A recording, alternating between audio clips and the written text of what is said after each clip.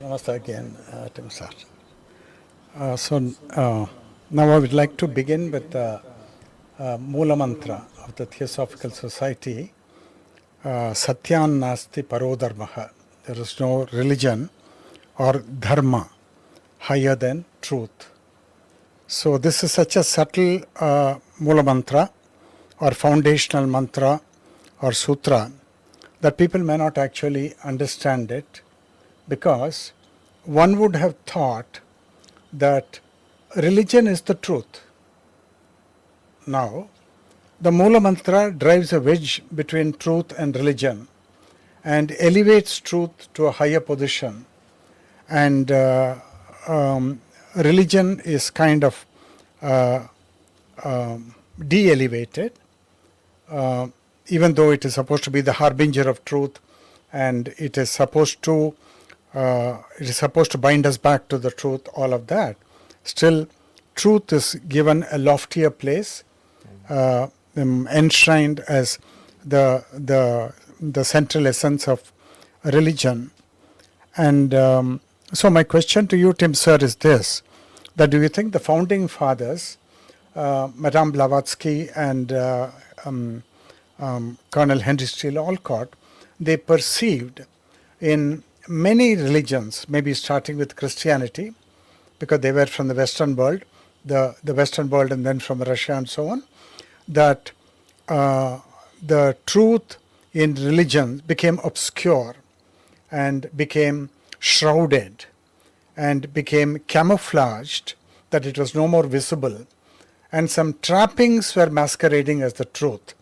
Do you think they perceived it? Have they given, I think Madame Blavatsky has given utterance to that in Isis Unveiled, where she has given a critique of the religions and shown how religions have become materialistic, how religions have become full of superstition and all of that. Did they see it only in Christianity, or did they see it in the Egyptian religion and other religions as well? Yeah, I think it's the nature of seeing things, and once you see something, you see it again. Once you come to recognize something, okay, once we know what a square is, right, we can look and we can find squares wherever they are. Right. Similarly, I think with religions, there's this distinction when we talk about truth. No religion or no dharma higher than truth. Right. Well, that's a truth of a nature that is not so much familiar with us. Right. I mean, we have religious truths, we have scientific truths, we have, grammatical truths. Truths, but these are not things that relate us or connect us to, you could say the divine or to universal consciousness. So there's these lesser truths. Right. And all of these structures that come into being to promote these truths are not the truth. And so the idea then is that it points you in a certain direction. If you hear there is no religion, and again, it's no dharma, there is no teaching, there is no science, there is nothing that is of a human creation that exceeds truth. So it points you in that direction, and then you are left with, what do I do with this? Which is always the issue. And for some it means, these truths that I'm being given by religion, do unto others as you would have them do unto you. Commandments. The commandments become your truth, and you function at that level. To some others, it's like, if I'm going to find this truth, then, as Krishnamurti said, I'm stepping into a pathless land. There's no path to get to it. There is no guidance, there's no system, there's no regimen that will lead me to that. Right. Do I really want to go there? Or would I rather stay with the familiar? And so always there are those very few Who are called to go there. and you can't, when that's your calling, you just can't help it. You're cursed with who you are. It's not a curse, no. It's the other way around. It's a blessing. From the point of view of like normal Yeah, worldly living. life. From Yeah, the yeah. point of view of the worldly life, it looks like, for example, in Tamil Nadu, where Ramana Maharshi lived for 71 years, 73 years. Now, they said that he is what he is, a self-realized sage, because of a curse. Can you imagine that? I can. Yeah, I can imagine that. Pathetic, really pathetic. I mean, if I, from that point of view, this man isn't working a job. Yeah. He's not he's not supporting a family. He He's didn't not marry, a yeah. productive member of normal society. He was cursed somehow. Okay. And, to the thinkers like that, Yeah. they get together, talk it over. They're correct. Yeah. But, those ones who came and were drawn by his presence, because it wasn't about his speeches or his sermons, they saw something and experienced something very different. Yes. So they picked up the thing. And so coming to the truth which Blavatsky and Henry Steele Olcott, they picked up. So my question is, did they pick it up as clearly as they picked it up in Christianity, where they could see many faults in the religion, in the way the religion is organized? It may have seeds of truth within it. You go on digging, and then you come up with seeds of truth in the master's sayings, in the sayings of Master Jesus, or even in the sayings of other prophets. You might see those seeds, but you don't go so far. Maybe most people don't go so far. They don't even read the scriptures. Then they're just skimming on the surface and hearing some superficial things. And then, so that is why there was that need to segregate truth and religion and give a loftier place to truth. Yeah, I think even with Blavatsky, toward the end of her life, actually at the last 3 years of her life is when she wrote her really masterworks. Voice of the Silence, Key to Theosophy, Secret Doctrine, these things were kind of the jewel of an entire lifetime. But one of the things that she warned against with the Theosophical Society is that if, in fact, this idea of codifying its teachings would have the result of it becoming like any other religion. And in terms of its purpose, I forget the exact way she described it, but it would be like something that just is on the wayside, on the shore of the river, kind of cast aside. If you don't constantly revive it with this connection to truth. Okay. And I think the whole point is that it is possible for one, through these, again, we talk about teachings, through the things that are attempted to communicate in order to move toward truth. It's possible for one to connect themselves in that way. And that's something that is completely results in self-transformation. You're something different when you come out the other side of that experience. Yes. And such serious work and work of so much of dedication and traveling all over the world in order to look at the great variety of religious teachings and how they differ from one another. And so they felt called upon to enshrine this mula-mantra as the essence of what's going on. So she's probably giving a mid-course correction to the religions the world over, that you guys have camouflaged the truth, which is buried deep inside, buried deep inside. But then the trappings are mistaken for the truth. So now, were the religions of her time, 19th century, weren't they shocked by this mula-mantra?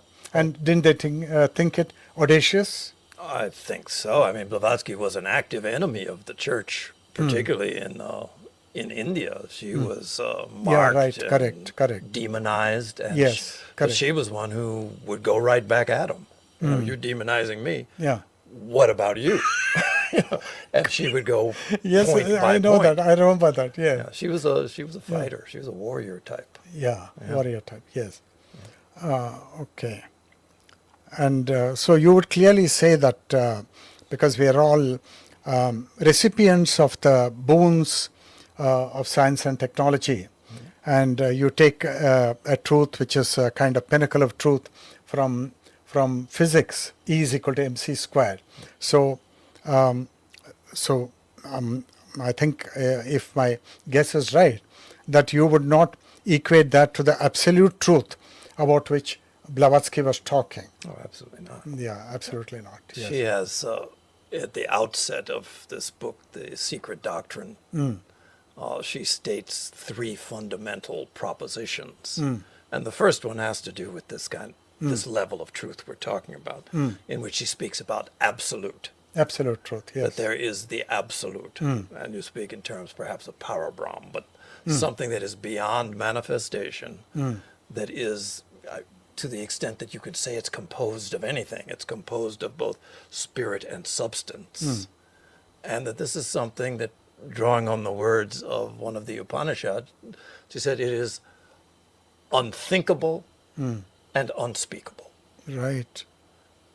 But, you have to put that as the first fundamental proposition. You can't speak about it, you can't think about it, but you have to continually direct yourself toward that, which is, is very challenging. It's almost like it's it's extremely challenging. She is actually a religious reformer who is giving a call to all the religions to look at the presentation of what the essence of religion is. Yeah. And she's asking them to probably look within themselves and see whether but how did the religions of the 19th century, apart from Christianity and Russian Orthodox Church, for example, and the Egyptian religion, and how did they respond to her? Because she's a warrior, as you said, and she's not mincing words, and she's slapping us straight in the face. And so how did the established religions of her day and time respond to her? I think the Theosophical Society was really the first organization, we're talking about globally, to embrace a unity of the world's religion and to have members of all of the world's religions participate in various things together. That just wasn't done. Either you were a Buddhist, Hindu, Christian. But I think part of what she opposed, which needed opposition, was the whole colonial approach to in India specifically, but at that point it was global, where the European and the Euro-American sort of nexus was in an active effort to suppress what it thought of as inferior cultures. Cultures. And along with their cultures, of course, their religion. You cannot be a colonial power unless you feel you're superior to those that you suppress. Right, correct. And so religion was attacked here in India, was attacked in Ceylon by these colonial forces. And she came and she said, "What are you doing? Here, what you're selling is a religion that has proven that it has not worked over the past 2,000 years." I mean, these are the sorts of things. And here you are speaking to these people with millennia, where they have lineages of enlightened people. And so she spoke to those groups of people, and that's why she was largely accepted here. Okay. It's an ongoing battle it is. Well, and it is continuing. But from the perspective of religion, members of the Theosophical Society are drawn from all religions. There is no religious barrier. They're drawn from scientists. They're drawn from philosophers. They're atheists, which is a little harder to work, but people are. But all of those sorts of things are not barriers, as long as you keep in mind that there is no dharma higher than truth. Okay. And the pursuit, having said that, I think the pursuit of the Theosophical Society is to never lose sight of that truth and move towards the truth if a movement is possible at all in thought and feeling. Yeah. Yeah. To cultivate those moments. Or a movement towards that ineffable truth and ineffable and indescribable truth through meditation or some other means. But that's the focal point, and that's the whole focal point. Yeah. And okay.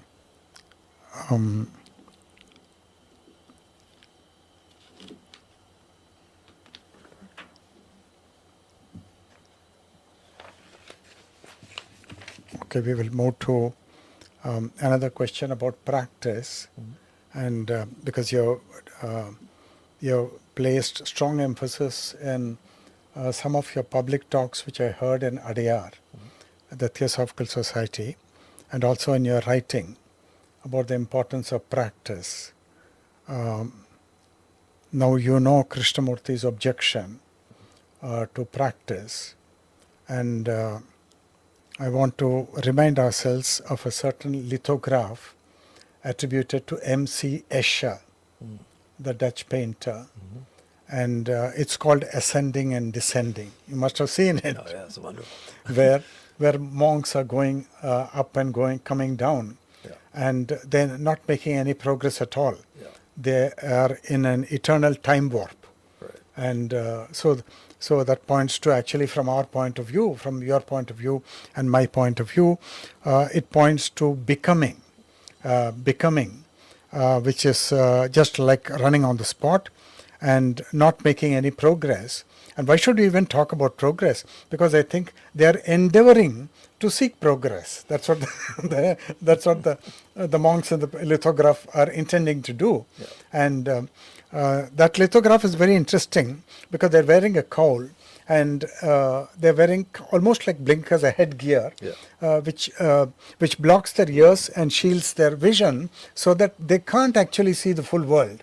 They're very ensconced. And so because that was necessary in order to cut out all challenges to your approach to life, because somebody may challenge you to that whole practice of thing. So you can go on and on and on, and ad infinitum. You can go on ad infinitum. And that picture does justice. Krishnamurti's point is that. And my question to you, Tim sir, is this, that let's say that somebody has been fortunate to get out of the rut of the cycles of the self, of becoming cycles. Then he is now pitched his tent on the ground of the now. So he lives there, and if he is bright and he has got a calling of a musician or of a teacher, a mathematician, whatever it is, he may be doing that from the ground of the now. And because he is in the ground of the now, which is eternity, so there is no requirement for him to do any practice in order to get beyond the now, because the now is all there is, because the divine is unknowable. And by doing all the things that you want to do, you're not going to get a better thing about the divine, like that, something like that. And so if somebody is very mature and he has escaped the noose of the self is placing a noose around awareness, and your real nature is awareness. You are the primordial awareness, and because you are in the stranglehold of that self, you were doing a whole lot of silly things, thinking that you're going to get something. But then you realize that you are that which you're trying to get by other means and are running around. So then, would you agree that for those people there is no question of practice? Well, I mean, they're practicing repeating the same mistakes in those cases. Yeah, I mean, there's this expression everybody has heard at some point, that practice makes perfect. Right. Everybody we are says brought that. up on that diet. Yeah, and so you think you practice, it makes perfect. I know for a fact that just on its face, that's incorrect. I used to be quite athletic, and when I couldn't play some of the sports that I was playing before, I took up tennis because I had good hand-eye coordination. I got to be pretty good fairly fast. I had a very nice serve. So I'd hit it, and people were having difficulties hitting it back, and I just said, "Okay, I've got it now." So I'd go out there and 300 times just practice. By the time that season ended, I started to know my serve was slowing down. My shoulder was hurting. Muscle there. I had damaged the rotator cuff in my arm. Okay. Through practice. Through practice. I thought practice makes perfect. Perfect practice makes perfect. Yeah. But what most people are practicing Mindless practice. are just a repetition of the errors that somebody else has told them. One more thing. You see, what you're describing is the fate of most of the sportsmen. And you've got a whole new genre of clinics all over the world called sports medicine. I know. No, because you didn't recognize the limits of the body, and you twisted and you made the body do a whole lot of work for which it was not intended. So you had to damage bones and damage muscles and everything. And but I'm saying one thing, that practice. Let's go back to practice makes perfect. Now one may get into a mindless practice. That's one thing, but what if, let's say, one loves music, and if you talk to the musicians in India, then they will tell you, most of them, that they practice for 8 hours. Now, if they practice for 8 hours, because it's an inundation in ecstasy, it's an inundation in the enjoyment of the beauty and depth and the silencing power of music, because music has enormous silencing power, then that may be okay. Will you free them from the necessity to practice? That in itself could be really genuine sadhana, because it's inseparable from ecstasy. Practice can mean a lot of things. Quite honestly, you have these great people like Buddha, Jesus, Krishna, all the ones, the names that are. And certainly there was no need at the level of attainment and enlightenment and living in the experience of truth and oneness. Buddha did not have to sit down Obviously. at 6 a.m. daily, my cross his legs in order to meditate. Yeah. That was the condition of his being. But he would do that. And from that activity, it communicated something to those who were looking. Jesus, there's the Lord's Prayer. Our Father who art in heaven, hallowed be thy name. Jesus pronounced it. Pray like this. His statement during his life, I and the Father are one. Correct. He didn't need to pray that prayer. Yeah, obviously. But he gave that prayer. Yeah. As a tool for those who were not of his attainment, that this is something that has the capacity to lead you there gradually. Krishnamurti was a huge practitioner of yoga. He loved mantra and would practice, and not because he had a need for that, but I think it was something that he was not so much one for modeling practice, because he was too aware that people, like everything else, cling to practices, and that becomes their belief, that becomes their truth. It's not the truth that is higher than dharmas of any type or practices of any type. But still, those are things that, if you look to his life, he engaged in those activities because they had value. And this is the practice side. No, value, sure. I think we have to say something here. Krishnamurti was taught yoga by T.V.K. Desikachar and his father Krishnamacharya. Now, Krishnamacharya was a very renowned yoga teacher. He was teaching in the Mysore Maharaja's palace in Mysore before he relocated to Chennai. And there was one instance where Krishnamurti's secretary Madhvachari, he asked me, he said, Shankar, can you drop Mr. Desikachar and his father to their home? and they came to teach Krishnaji yoga. I said, by all means. So I took them in my father's car and dropped them in their place. But Krishnaji has made it very well known, and Desikachar has a quarrel with it, I think, that yoga for him was mainly to keep to keep the body and even the other koshas, Annamaya, Pranamaya, Manomaya, to keep them in a good and very balanced condition. For him, yoga was that.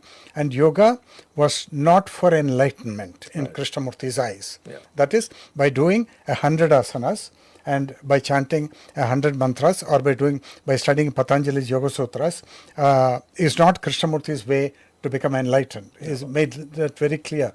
So he did that in order to discipline the body and to make the body fit for the work which he's doing. Enormous work, very difficult work, full of sacrifice. And so the yoga thing is explained that yoga for him was not a means to the end of moksha or enlightenment. Right. Because he already was that.